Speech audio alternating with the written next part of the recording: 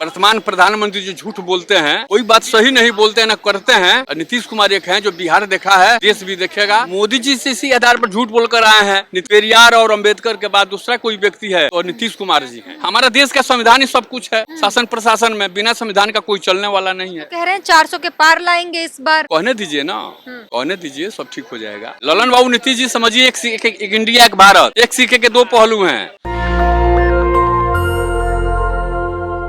नमस्कार, मैं ब्यूटी गिरी और आप देख रहे हैं नेशनल दस्तक। आज जेडीयू की बैठक हुई जिसमें लल्लन सिंह ने अपने अध्यक्ष पद से इस्तीफा दे दिया और नीतीश कुमार का नाम आगे प्रस्तावित किया है। इसके बाद फिर से मीटिंग होनी है और उसके बाद क्या कुछ होगा वो आने वाले समय में पता चलेगा। क्या कुछ होने के आसार है? नीतीश कुमार को अध्यक्ष पद दिया जाएगा या कुछ और भी उलटफेर हो सकता है? नहीं, सर्वमान्य नेता हैं, इसलिए उनको मिला है। आज चूंकि आदरणीय ललन बाबू को चुनाव लड़ना है मुंगेर से, इसलिए वो अपने मन से इस बात को रखे हैं। और पार्टी हमारी एकजुट है। हम मोतिहारी से दिनेश चंद्र प्रसाद हैं। लोक दल के समय से, कर्पूरी जी के समय से हम लोग नीतीश कुमार को बनाए हैं और नीतीश कुमार का राजनीति सही जगह पर जा रहा है। हिंदुस्तान की बनावट है, मांग है आज के जमाने में कि बस वर्तमान प्रधानमंत्री जो झूठ बोलते हैं कोई बात सही नहीं बोलते हैं, न करते हैं। नीतीश कुमार एक हैं जो बिहार देखा है, देश भी देखेगा।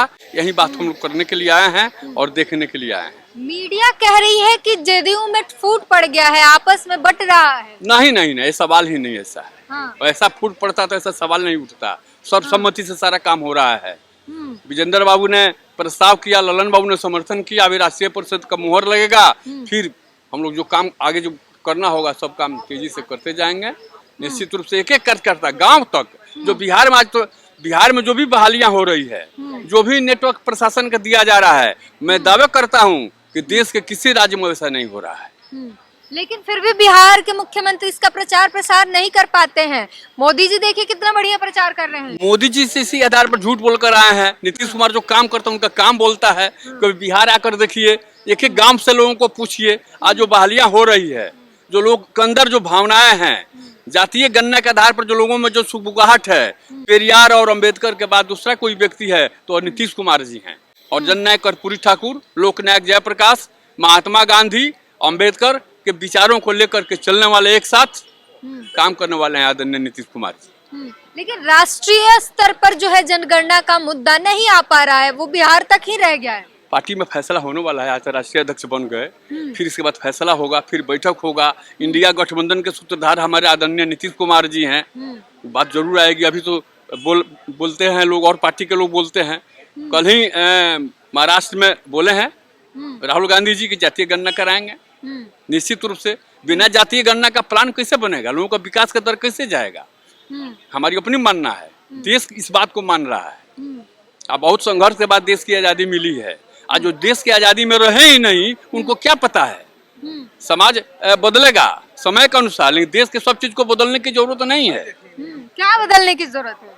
बदलने की क्या? जो हमारे संविधान मिला है, उस संविधान के अनुसार हम काम करेंगे। हमारा देश का संविधान ही सब कुछ है। शासन प्रशासन में बिना संविधान का कोई चलने वाला नहीं है।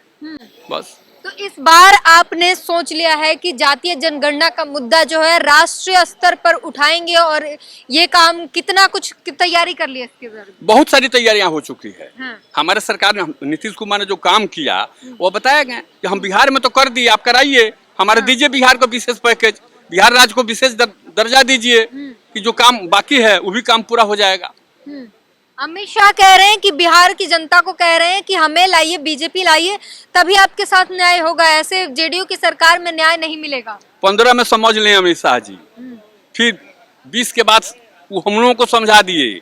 अब 22 में नीतीश कुमार जी समझाने का काम शुरू कर दिए हैं। 23 समाप्त हो रहा है, 24 का शुभागमन हो रहा है। देखते चलिए क्या क्या हो रहा है। वो तो कह रहे हैं 400 के पार लाएंगे इस बार। कहने दीजिए ना, कहने दीजिए, सब ठीक हो जाएगा। बिहार से कितनी विधानसभा सीटें निकालेंगे? विधानसभा का चुनाव 25 में होने वाला है। लोकसभा सीटें 40 सीटें, 40 में 40 हम लोग जीतेंगे। जेडीयू के खाते में? जेडीयू खाता गठबंधन के खाते में। जहाँ जहाँ संगठन चल रहा है सब गठबंधन के आधार पर चल रहा है ना। भाजपा अकेले चुनाव लड़ रही है। वो भी गठबंधन में है। लेकिन भाजपा का ये दावा जरूर रहता है कि हम अकेले भी बहुमत ला लेते हैं, एनडीए के अलग अलग से भी। अभी आपने कहा बिहार की बात, हम बिहार की बात बोलेंगे 40 हमारा गठबंधन जीतेगा, जिसके नेतृत्व नीतीश कुमार कर रहे हैं। अभी जो है तमाम मीडिया वाले जो इस मुद्दे को भी बहुत बढ़िया से उठा रहे हैं, जो 11 विधायकों ने बैठक की और गुप्त बैठक रही है उसके बारे में तमाम चर्चाएं हो रही है, और इसी के बाद से अटकलें शुरू हो गई कि जेडीयू में फूट पड़ चुका है, गठबंधन पर इसका असर दिखेगा। क्या कहेंगे? कहीं से नहीं वैसा बात है। अब किनको जानकारी, तो नाम तो 11 विधायकों का उनको प्रकाशित करना चाहिए, बताना चाहिए कहाँ बैठक हुआ, वो लोग क्या कहे क्या नहीं कहे, सब झूठ मन गढ़ंत है। हम कार्यकर्ताओं को नहीं लगता कि ऐसा बात है। वैसा बात होता आज विधायक हमारे 43-45 हैं, तुरंत निकल जाते, नहीं रहते। हमारा 16 एमपी हैं, वो भी चल जाते, ऐसा सवाल ही नहीं है।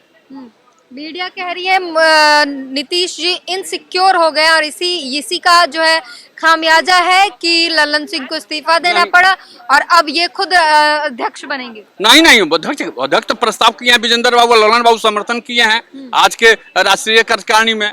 वो तो पटाक्षेप हो चुका है, उसमें कोई बात नहीं है। अब राष्ट्रीय परिषद में मुहर लगेगा, नीतीश जी हमारे राष्ट्रीय अध्यक्ष बन जाएंगे फिर, और उसके बाद से सारा काम हो जाएगा।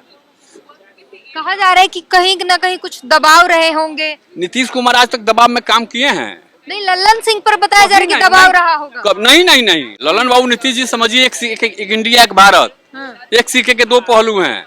45-46 वर्षों से हम पर्सनली जान रहे हैं, जब कर्पूरी ठाकुर जी थे तब से सवाल ही नहीं उठता है। कोई भेद नहीं है, कोई भेद नहीं है, कोई भाव नहीं है, एक साथ दोनों का सोच है, एक साथ दोनों के साथ काम मिलकर चलता है। अब बिहार को सजाने संवारने का काम नीतीश कुमार भी किए हैं, तो ललन बाबू का बहुत बड़ा योगदान उसमें है। तो जेडीयू पूरी तरीके से लल्लन सिंह के योगदान को याद रखते हुए उनको पूरे सम्मान के साथ एकदम सम्मान दिया जा रहा है, सम्मान दिया जाएगा। अच्छा, एक चीज है कि तमाम लोगों का, कार्यकर्ताओं का मांग है कि अगला पीएम नीतीश जी को बना दिया जाए। ऐसे तो इंडिया गठबंधन में फूट की बात हो जाती है, उधर कांग्रेस ने मल्लिकार्जुन खड़गे का नाम आगे किया है। उस पर हम इसलिए नहीं बोलना चाहते हैं, चुनाव बाद न तय होगा, कहाँ भी तय हो रहा है चुनाव बाद। दिल से ये आवाज लोगों का दिल की बात है, दिल की बात है, दिल की बात है, वैसी बात नहीं है, दिल की बात है। अब दिल की बात जब हमारे संसद चुन कर आएंगे तब न तय करेंगे। बीपी सिंह साहब कहे थे पहले कि हम प्रधानमंत्री बन जाएंगे, चंद्रशेखर जी को कहे थे कि हम प्रधानमंत्री बन जाएंगे, देवगौड़ा को भी सोचे थे हम प्रधानमंत्री बन जाएंगे, गुजराल साहब को भी सोचे थे कि हम प्रधानमंत्री बन जाएंगे। ये सवाल नहीं है, सवाल यह है कि हमारे जो चुन कर आएंगे, जनता जिनको वोट देगी, आएंगे सदन में, चुनाव होगा उस समय, उसके बाद तय किया जाएगा। ठीक है, तो आपने सुना तमाम सवाल पूछे हमने, वो बिहार में जेडीयू के विधायकों की बैठक से लेकर और जो फूट की बात चल रही है मीडिया में लगातार, और बताया जा रहा है कि लल्लन सिंह पर कोई ना कोई दबाव रहा होगा, इस वजह से ये बैठक हुई है और उन्हें इस्तीफा देना पड़ा। हालांकि उन्होंने ये बताया कि उन्हें अपने चुनाव पर फोकस करना है, ध्यान देना है, उसको लेकर वो अपनी जो अध्यक्षता पद है उससे इस्तीफा दे रहे हैं और उन्होंने नीतीश कुमार का नाम आगे किया है। पूरी बातचीत पर अपनी प्रतिक्रिया जरूर दीजिए। कैमरामैन आशीष के साथ beauty green, national Dastak. National Dastak की आपसे गुजारिश है कि अगर इसको बचाना चाहते हैं तो नेशनल दस्तक को सब्सक्राइब करने के लिए रेड कलर के सब्सक्राइब बटन को दबाएं, फिर बेल आइकन की घंटी दबाएं। नेशनल दस्तक को बचाने के लिए बहुत जरूरी है कि हर खबर को शेयर करें, लाइक करें, कमेंट जरूर करें।